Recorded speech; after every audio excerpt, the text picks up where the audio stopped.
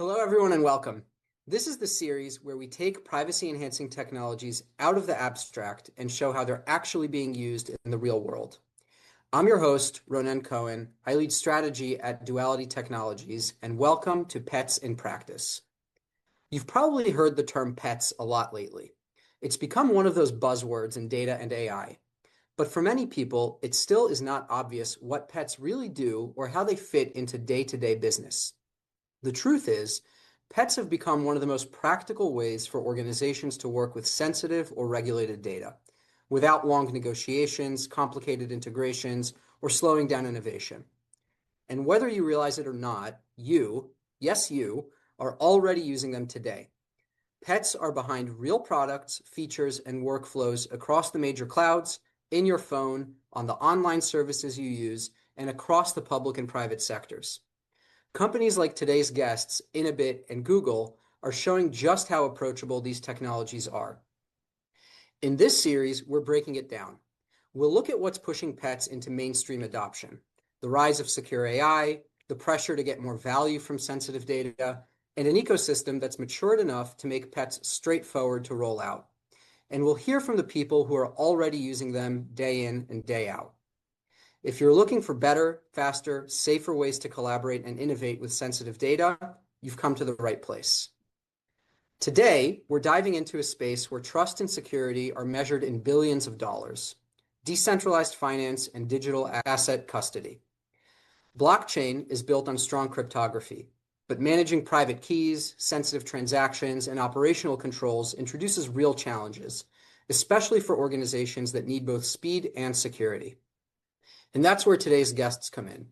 We're thrilled to welcome Rene Kolga from Google and Moti Geva from Inabit, a next-generation crypto infrastructure platform rethinking secure self-custody for modern businesses. Inabit is applying the same trusted execution environments that protect sensitive data and workloads on the cloud and bringing that level of security to blockchain operations.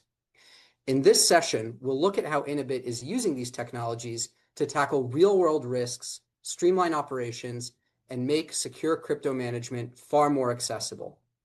So let's start with the problem. Moti, can you please introduce yourself and tell us about Inabit, what challenge you were trying to solve, and how it worked before you came to the scene? So, hi, thank you, Ronen, for the intro. So, my name is Dr. Moti Geva. I'm the CTO for Inabit, who is a self-custody digital asset management for organizations. Before diving in, let's just explain very briefly what self-custody is versus what custodial solutions are. And to do that, it's pretty simple. So a custodial solution is like a regular bank where you deposit your funds, and everything is basically managed by the bank. And self-custody solution is basically like storing your own money, having full control over it.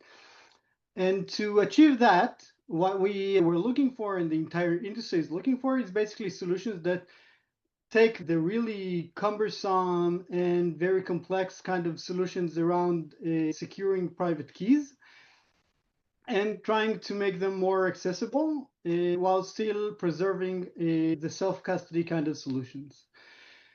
What was there before, or what's very common, so either you have your own kind of a solution where you manage your keys and then you do have full self-custody, but that's something that usually doesn't scale well for organizations. And the reason for that is you usually have a lot of corporate governance related to how you use funds, how you release funds, how you pay, how you receive money, and these kind of things.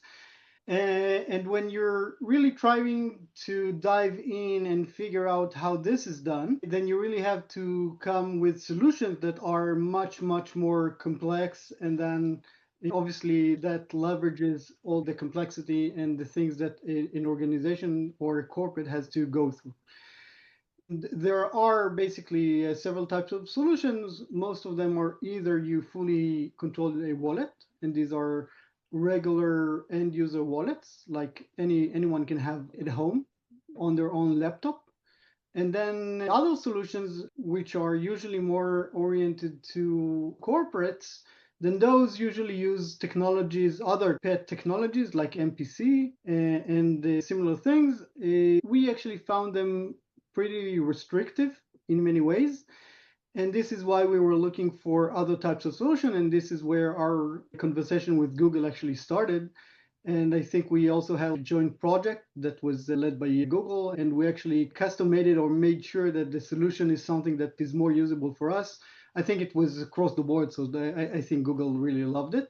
It's not something tailored to Inabit, obviously, but we could do a little bit of a standardized cryptography-based solution which does not use MPC and does not use other things, but it really is, in our eyes, even safer because it uses standardized cryptography, which is something that is used across the board over all industries and basically many eyeballs and standardization going through, which makes it easier. Whereas most MPC kind of solutions are more proprietary protocols, etc. Interesting. So basically, to protect the keys and to ensure that you could follow certain governance, that's what made privacy and control such critical requirements in what you're trying to solve, and also necessitated the need for open standard security versus proprietary cryptography, let's say. Is that a fair summary? Yeah, it's a fair summary. It's a pretty good one, even, I would say. Great. I'll take good. Pretty good.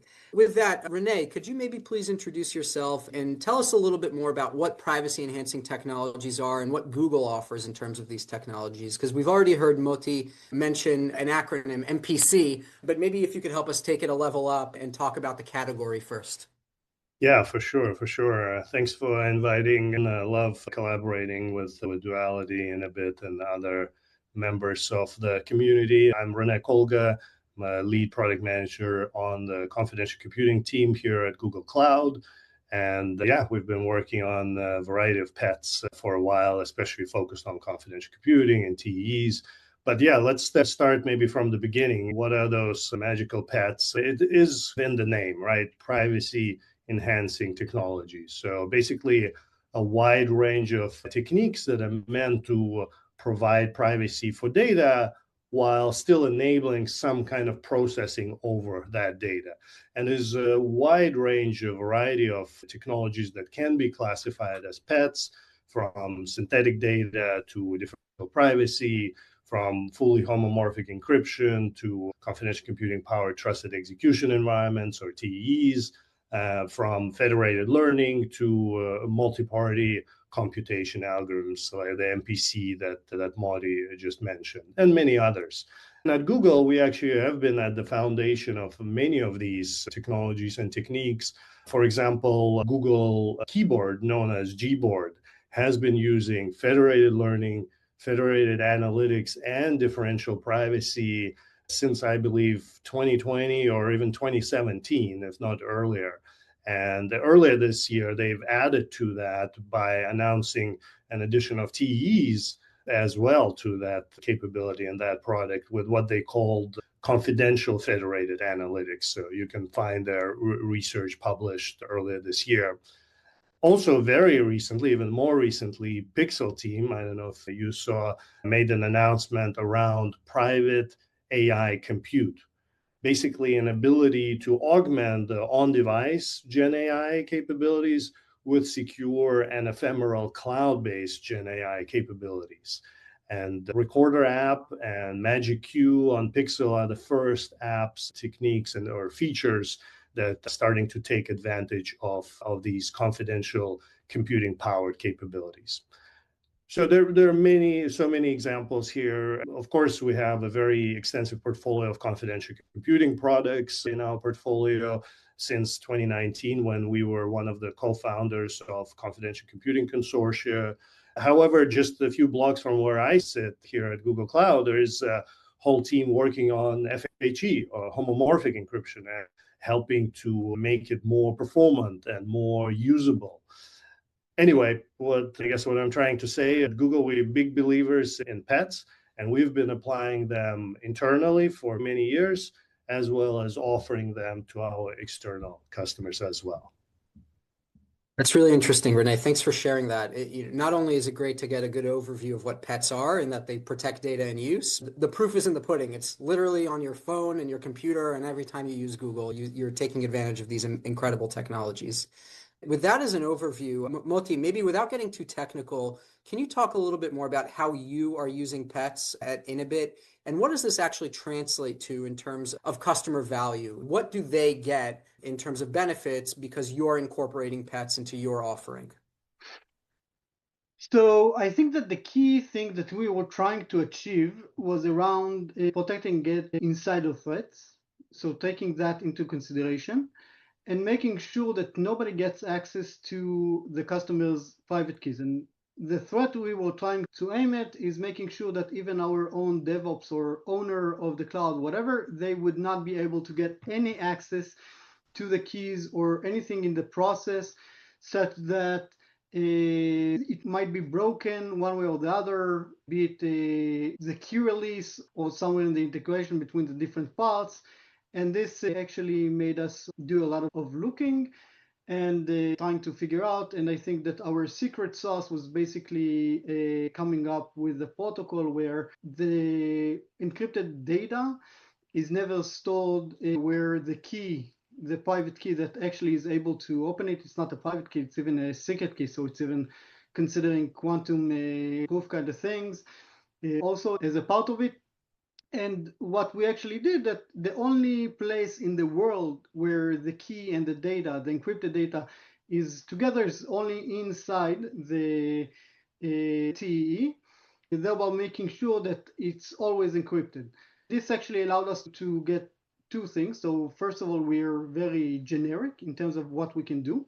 We don't have to implement a specific protocol or anything else if there's like a new signature scheme or something else, or trying to consider being quantum proof in the future, or figuring out how scalability works. So all these kind of small questions actually added up to big questions. This is where we really loved working with TE. So we're making sure that actually the keys or the data, the private keys, are encrypted end-to-end, be it storage, be it in transit, and be it in processing, which is like the key value of TEs.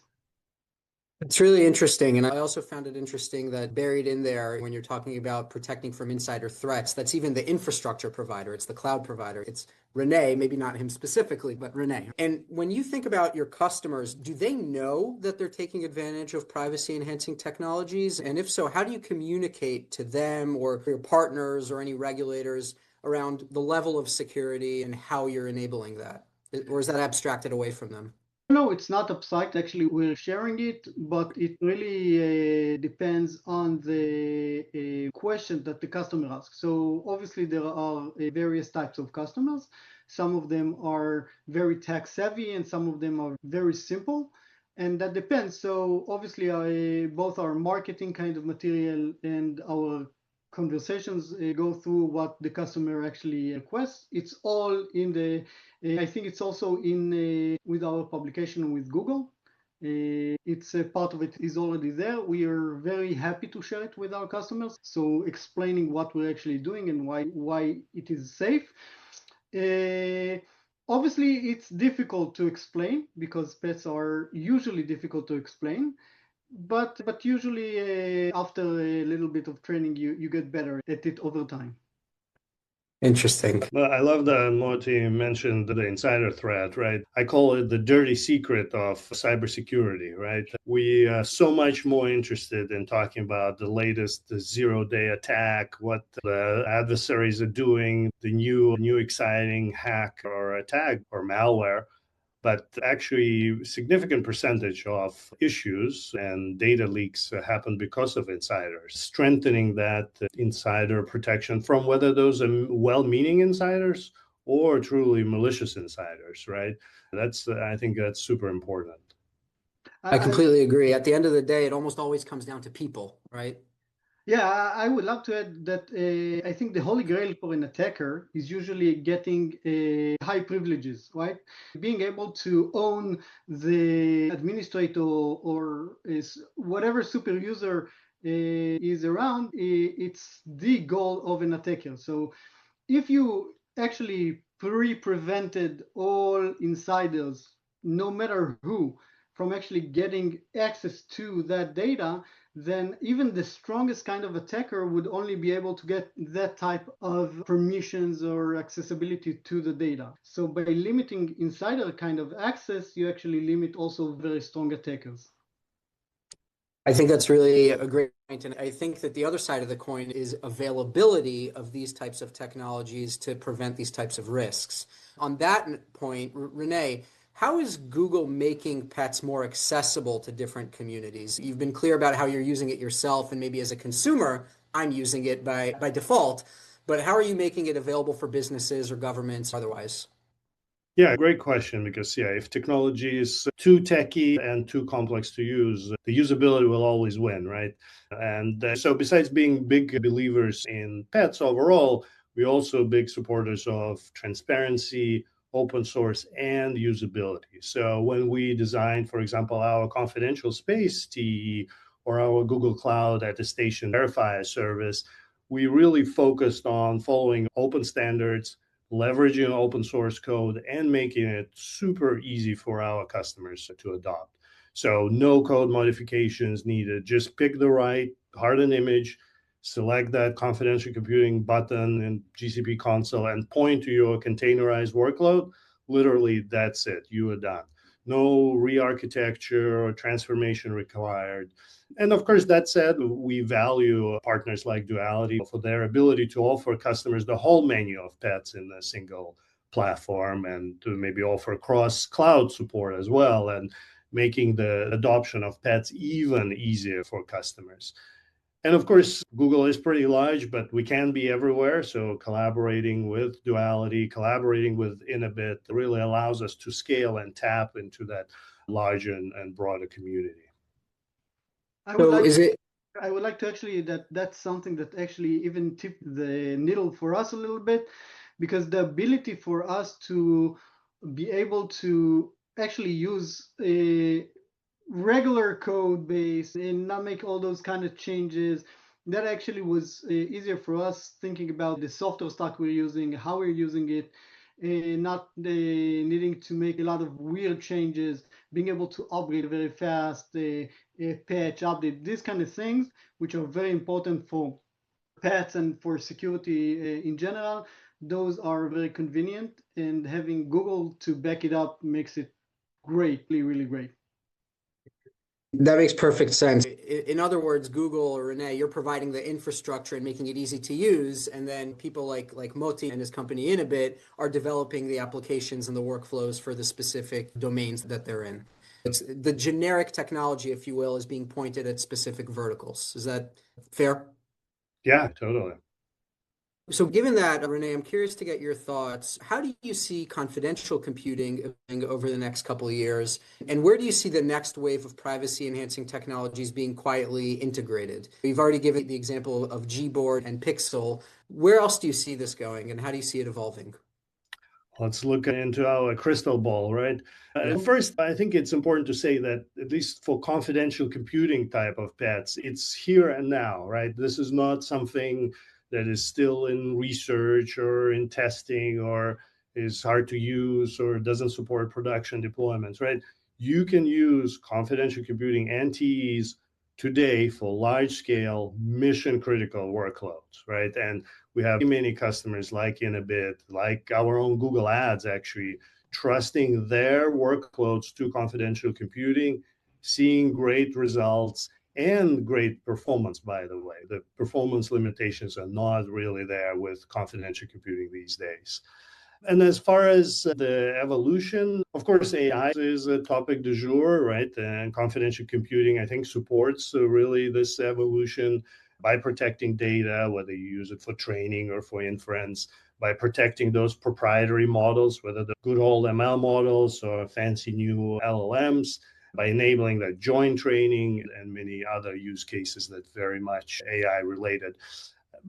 Another example, we recently enabled our customers to actually run our own proprietary Gemini model on-prem. So meaning that customers that for one reason or another need to run Gemini or Gen AI at the edge on their own hardware can now do that. And this was only possible because of confidential computing and remote attestation capabilities. Of course, you can't talk about Gen AI without talking about GPUs probably. And NVIDIA started supporting confidential GPUs from H100. But beyond that, everyone I know is very excited about RTX Pro 6000 that supports confidential computing, B200, and beyond. All of them support or will support confidential computing. And of course, on the larger and longer term, we do believe that all of cloud, not just compute, but all of the cloud services will eventually be confidential by default. Whether that future is in a couple of years from now or in a decade from now, that's a different topic. But I think it's indisputable that all services will eventually be confidential. That's a big prediction. I love it. All cloud will be confidential. But I do appreciate that you brought up AI as well. For what it's worth, that's definitely the direction of travel that we see too. And obviously, we announced our partnership with both you and NVIDIA around securing LLM inference, which is happening trillions of times a day. And I don't think people are really thinking about how they're really securing their prompts or their data. I'm glad you brought it up. I now want to go to a question for both of you. And Moti, I'll refer to you first.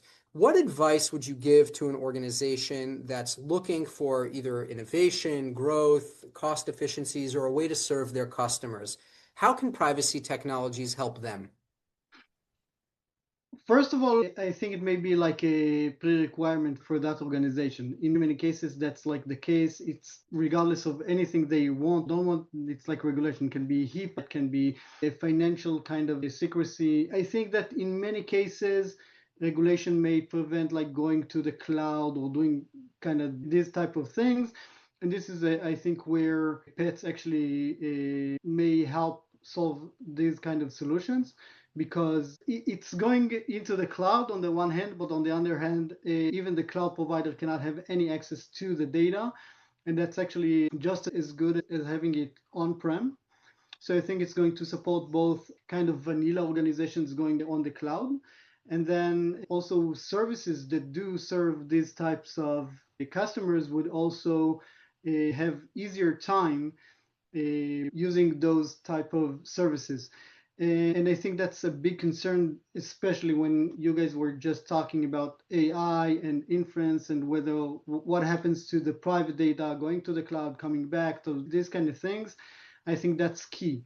So the ability to make sure not just based on the promise of the provider, be it Google, be it other cloud provider, but to really promise which is cryptographically there, so that nobody can really break it. And I think that type of assurance is much, much stronger and much more interesting and much more compelling when considering compliance, when considering this type of things. And obviously for industries that are not yet or unregulated at all, that may be key as well. So in cryptocurrencies, I think that's a key issue, because at least for now, those are not highly regulated, or they're working about regulation. But if you want to be future-proof, then I think these type of solutions are pretty mandatory. So if you're trying to be able to do those things and make sure that you don't have to re-architect your entire solution, security by design and privacy by design, these kind of principles are actually very easy to implement.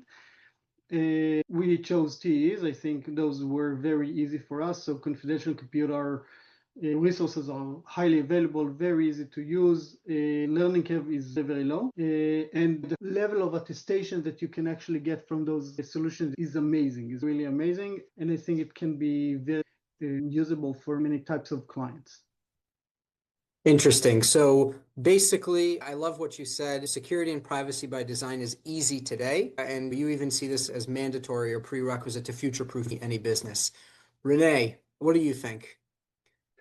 Yeah, I think it's for Moti, he clearly Inabit had a very clear use case, and so their choice was easy, right? But for any other organization, general business out there, I would start with questions, right? What are you trying to achieve, and what are you trying to protect, right? So ask your questions like, could I deliver additional or new business value by unlocking that data that may already exist within my organization, but is inaccessible due to its sensitivity or some other issues? And similarly, what if I could access data of my partners or customers or even competitors, right? Could we together unlock additional value if we were all able to collaborate, right? So that's where I would probably start. And then you really need to be clear about that use case and the problem you're trying to solve, right? Even though I would love everyone to use confidential computing or other pets, you need to be really clear about your threat model, right? What are you trying to protect and from whom? Is it from your own insiders, as Moti mentioned? Is it from the underlying infrastructure that you, Ronen, mentioned? Is it something else? And I think after you answer those questions, this will lead you into the right direction. I think that's a great place to always start is what are you trying to solve for? But I think what I'm hearing from you is in many cases, regardless of whether it's a threat model or trying a new partnership model or accessing a new data set, those are all areas that privacy technologies can and are helping today. Definitely. Great. I think this story and the conversation really illustrates the broader privacy technology landscape. We've learned they're used in digital assets, which have obviously ballooned over the past few years, to say the least. Maybe that's an understatement. They're on your phone. They're there every time you're using Google products. They're in financial infrastructure, and if they're not ubiquitous in the cloud today, Rene predicts that soon enough they will be. Privacy technologies are clearly unlocking not just consumer value, but business value as well, and new ways of doing business at that. So Rene, Moti, thank you very much for your time. And to the audience, thank you for joining and have a great day. Thanks, Ronen. Bye-bye.